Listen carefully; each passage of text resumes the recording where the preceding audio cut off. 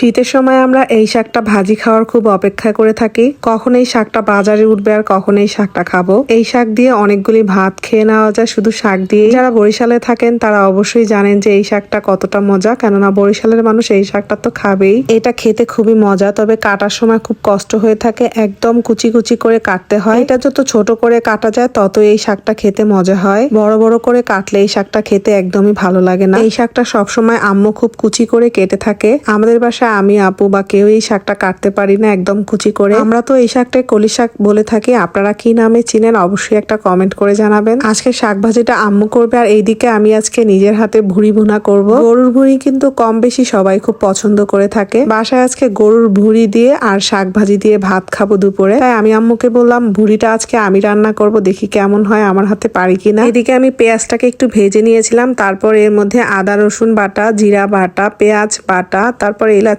দারচিনি এগুলি দিয়ে মশলাটাকে একটু ভেজে নিচ্ছি। এরপরে পরিমাণ মতো হলুদের গুঁড়া, মরিচের গুঁড়া, এরপরে ধনিয়া গুঁড়া এগুলি সব দিয়ে দিচ্ছি একে একে। লবণ দিয়ে তারপরে আমি এই মশলাটাকে একটু সময় ভালো করে কষিয়ে নিব। একটু সময় নিয়ে মশলা কষালে তরকারিও খুব ভালো হয়। এইদিকে আমার মশলা যখন তেল বের হয়ে আসছে তারপরে আমি ভুড়িগুলি দিয়ে দিচ্ছি, আর এগুলি ভালো করে ধুয়ে নেওয়া হয়েছিল আগেই। গরুর ভুড়ি খেতে খুবই মজা, তবে পরিষ্কার করতে খুবই কষ্টের হয়ে থাকে। নিজের হাতে আজকে সবাইকে এটা রান্না করে খাওয়াবো, জানি না রান্না শেষে এটা কেমন হয়ে থাকে, তবে চেষ্টা করব মজা করে রান্না করারই। এটা সিদ্ধ হতে যেহেতু একটু বেশি সময় লাগবে তাই এটা প্রেসার কুকারে দিয়ে দিলাম। প্রেসার কুকারে রান্না করলে দেখা যাবে অল্প সময়ের মধ্যে এটা সিদ্ধ হয়ে যাবে। এরপরে প্রেসার কুকারে দিয়ে ভালোভাবে নাড়াচাড়া করে একটু পানি দিয়ে আমি ঢাকনাটা দিয়ে দিয়েছি লাগিয়ে। এদিকে আম্মুর শাক কাটা কিন্তু অনেকটাই হয়ে গিয়েছে। এই যে অনেকগুলি শাকই কিন্তু আম্মু কেটে ফেলেছে। যেহেতু এটা একদম চিরিচিরি করে কাটতে হয় তাই একটু সময় লাগতেছিল। শাকগুলি কিন্তু কাটার আগেই ভালো করে ধুয়ে নিতে হবে, নইলে তো আর ধোয়া যাবে না। এই যে এখন আম্মু রান্না করতে চলে আসছে শাকটাকে। পাতিলায় শাকটা দিয়ে তার মধ্যে একটু পরিমাণে পানি দিয়ে কাঁচামরিচ কুচি দিয়ে দিয়েছে, দিয়ে দিচ্ছে এর মধ্যে পরিমাণ মতো লবণ, সামান্য একটু সয়াবিন তেলও দিয়ে দিচ্ছে।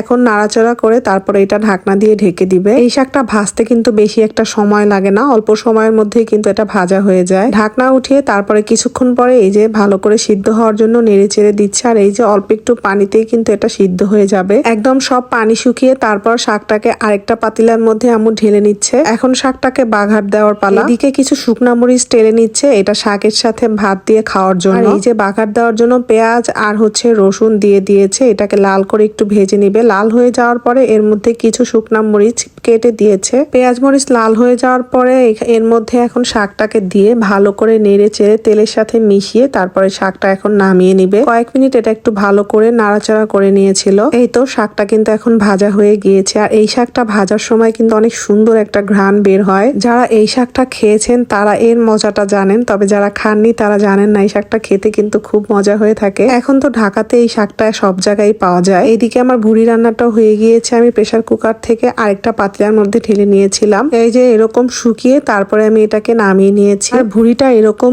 ভুনা দিয়ে ভাত খেতে ভালো লাগবে বেশি। এদিকে খাবার খেতে চলে আসছি, খুব ক্ষুধা লাগতেছিল তাই প্রথমেই শাক দিয়ে খাচ্ছিলাম। শাকটা এত ইয়াম্মি হয়েছে। সবসময় এই শাকটা যদি খাওয়া যেত তাহলে তো ভালোই হতো, তবে শীত ছাড়া এই শাকটা পাওয়া যায় না, আর এই শাকটা হয়ও না। যারা ভিডিওটা প্রথম দেখছেন তারা অবশ্যই পেজটাকে একটা ফলো দিয়ে দিবেন। তো দেখা হচ্ছে আমার পরবর্তী নতুন ভিডিওতে। সবাই সেই পর্যন্ত ভালো থাকবেন, সুস্থ থাকবেন। আল্লাহ হাফেজ।